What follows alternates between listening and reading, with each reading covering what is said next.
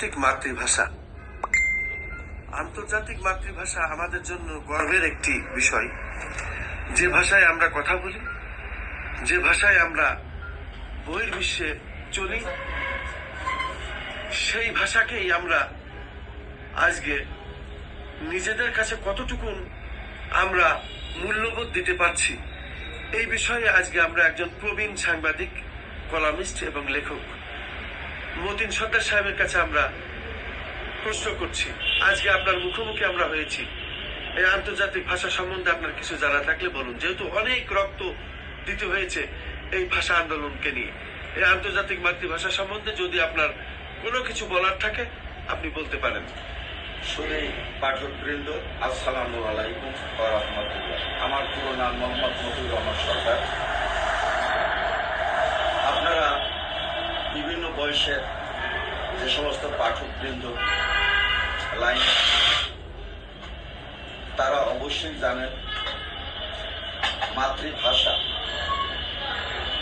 এই ভাষা প্রতিটি জাতির জন্য গৌরব এবং প্রতিটি জাতির কাছে রিজিক হিসাবে গণ্য।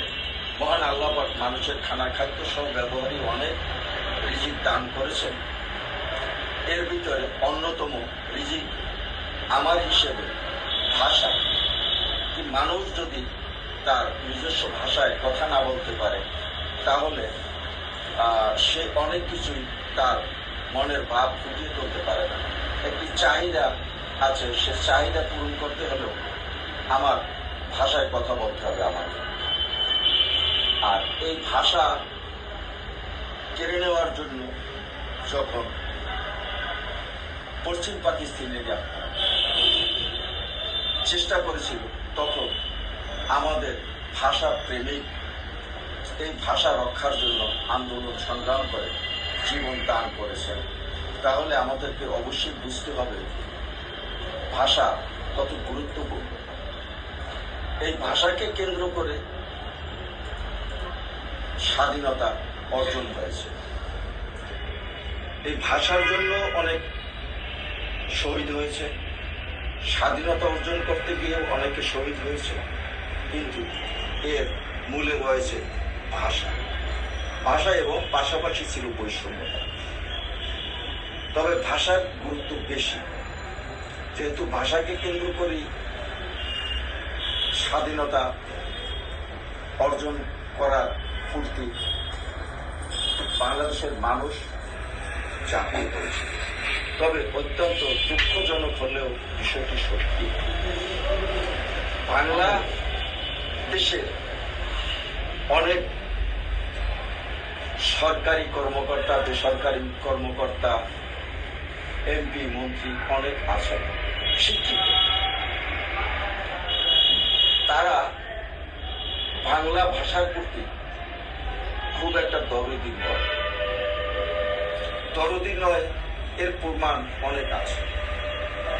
কোর্ট থেকে, বিভিন্ন অফিস আদালত থেকে বিভিন্ন রায় দেওয়া হয়, বিভিন্ন মতামত ব্যক্ত করা হয়, মন্তব্য করা হয়, বেশিরভাগ ইংরেজিতে।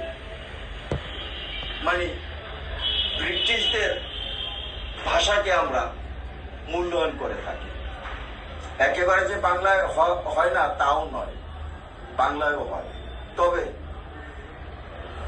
শুধু আমার একার হিসেবে নয়, অসংখ্য মানুষের হিসেবে বাংলা ভাষাকে বাংলাদেশের সকল মানুষের মাঝে ছড়িয়ে ছিটিয়ে দিতে হবে। বাংলা ভাষায় সমস্ত মন্তব্য, প্রতিবেদন, সুপারিশ করতে হবে। বিভিন্ন প্রকারের কার্যক্রম দেশের ভিতরে যা হবে তা বাংলা ভাষায় হতে হবে। স্কুল কলেজ থেকে অনেক সময় ছাত্রছাত্রীদেরকে মেসেজ দেওয়া হয়, খুব কঠিন বাংলা কঠিন ইংরেজি শব্দ উচ্চারণ করে তারপর দেওয়া হয়, অনেকে বুঝতে পারে না। এরা অনেক শিক্ষিত মানুষের কাছে দৌড়ায় ওটা বোঝার জন্য। আর তাকে যদি ওই বাংলা ভাষায় সবকিছু লেখা দেওয়া হয়, কোর্টে সাজা, রায় ইত্যাদি ইত্যাদি যাবতীয় যদি বাংলায় দেওয়া হয়, তাহলে কম শিক্ষিত হলেও তার মোটামুটি সে বাংলা ভাষায় বুঝতে পারবে এবং বাংলা ভাষার প্রতি তার আরো কদর বেড়ে যাবে, মূল্যায়ন বেড়ে যাবে। আবার লক্ষ্য করা যায় অনেক সরকার অনেক ক্ষেত্রে এই বাংলা ভাষাকেই ব্যবহার করতে বলেছেন এবং বাংলা ভাষাকে গুরুত্ব দিয়েছেন। যেহেতু আন্তর্জাতিক পর্যায় থেকেও আমাদের ভাষার খুব গুরুত্ব বেশি, বিদেশ থেকেও বাংলা ভাষায় শিক্ষা গ্রহণ করার জন্য বাংলাদেশে আসেন, আমাদের ভাষার অনেক গুরুত্ব। ইংরেজি ভাষায় আপনি কথা বলবেন, আপনি সেটা আন্তর্জাতিক পর্যায়ে বলেন, লেখালেখি করেন, সেটা ভিন্ন বিষয়। কিন্তু দেশের ভিতরে যে সমস্ত কার্যক্রম পরিচালনা হবে সর্বক্ষেত্রে বাংলা ভাষার গুরুত্ব দেওয়া উচিত। একজন কম শিক্ষিত মানুষও যাতে বুঝতে পারে যে কি বলছে, হ্যাঁ, কোন ক্ষেত্রে আমার সাজানো উচিত, কোন ক্ষেত্রে আমাকে মুক্তি দেওয়া হয়েছে, হ্যাঁ, এগুলো বাংলা ভাষায় পরিষ্কার ভাবে থাকলে আমাদের বাংলা ভাষার মূল্যায়ন হবে, গুরুত্ব পাবে। তারপরে যেটি বলতে চেয়েছিলাম, প্রেস ক্লাব সহ বিভিন্ন জায়গায় আমাদের বাংলাদেশের মানুষ অনেক অনুষ্ঠান, আলাপ আলোচনা, সভা, সেমিনার, সিম্পোজিয়াম করে থাকে। কিছু বাংলায় লেখা থাকে আর কিছু ইংরেজিতে লেখা থাকে। এইটা আমার দৃষ্টিতে ভালো লাগে না। শুধু আমার দৃষ্টিতে নয়, এগুলো নিয়ে অনেকেই সমালোচনা করে। যার বিরুদ্ধে সমালোচনা করে সে অনেক শিক্ষিত এবং বাংলাদেশের মানুষ, সে হয়তো এগুলো জানে না।